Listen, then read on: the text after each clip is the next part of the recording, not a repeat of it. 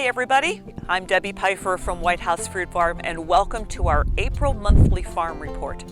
The weather is so gorgeous this month, I couldn't resist coming out into the orchard today. As you can see behind me, we've got some glorious peach and nectarine trees in bloom right here.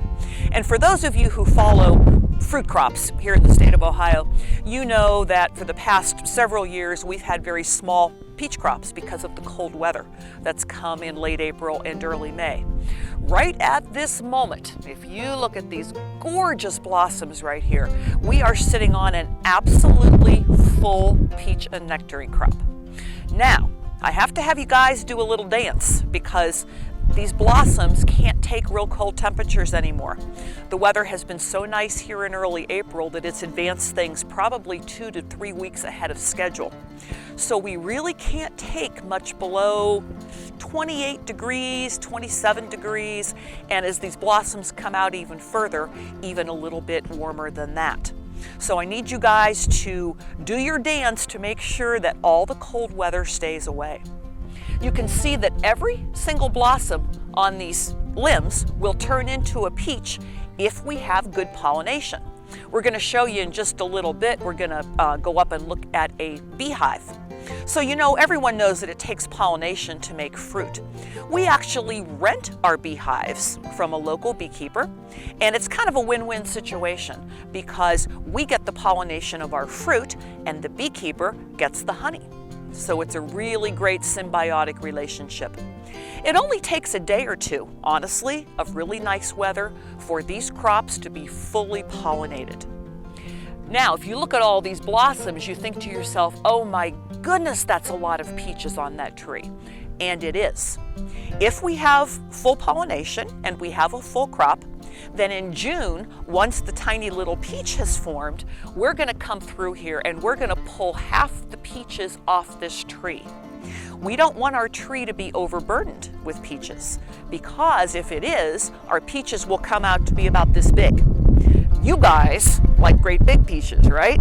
We're always known for our big peaches. And so we're going to come through here by hand and we're going to thin all of these peach trees. So we're going to walk up a little ways here in just a moment and look at our beehive, and then I'm going to show you what the apples look like. So I promised to show y'all a beehive. So behind me here, I'm not going to get a whole lot closer because even though bees are our friends, we want to let them do their work. So these are hives that are pollinating our peach and nectarine orchard right now. And believe it or not, these hives right here can do our entire 5-acre orchard. They can get enough done in a day or 2 or 3 if the weather's good to pollinate our entire crop.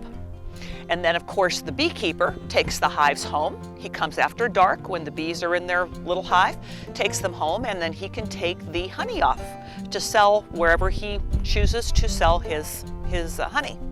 We all know that honeybees are the lifeblood of fruits and vegetables and agriculture. Without the honeybee, we would not have fruit as we know it. So we want to respect our honeybees to the greatest degree because that's what gives us all of our luscious White House fruits and vegetables. Now we're going to go over and look at the apples. So these are very young apple trees that you see here behind me. So here in Ohio, the fruit that comes out first in blossom would be things like apricots. Now there's not many apricots grown in this area because normally we get too cold and we can't produce a crop. Cherries come early as well. Peaches and nectarines come early. One of the last crops to blossom will be the apple trees right here. These are very young apple trees as you see here behind me. But the thing I really wanted to show you, and I hope you can see it, is that they're tied to wires. So a lot of you remember apple trees from years ago that were super, super tall and very big, and it took lots of ladders to get them picked. These are dwarf apple trees that we train, and you can see that they're clipped to the wires. And so when we train this tree, we try to get as much sun exposure as we can for this tree because it's sun that gives you the best red or golden or green apples and the biggest apples. And so eventually we'll have the tree tied all the way to the top wire right here. When we pick the apples, we can come down one side and pick, and then we can come around to the other side and pick. And we really don't need a ladder, which really helps production. It helps our guys pick that much faster. So April in the orchard, it is an absolutely glorious month. Keep away the cold weather, everybody, and we will have wonderful crops in apples, peaches, nectarines. Blueberries are looking great this year. Strawberries are looking good. So let's keep it all going and have a bumper Ohio fruit crop. I'm Debbie Pifer. We'll see you on the farm.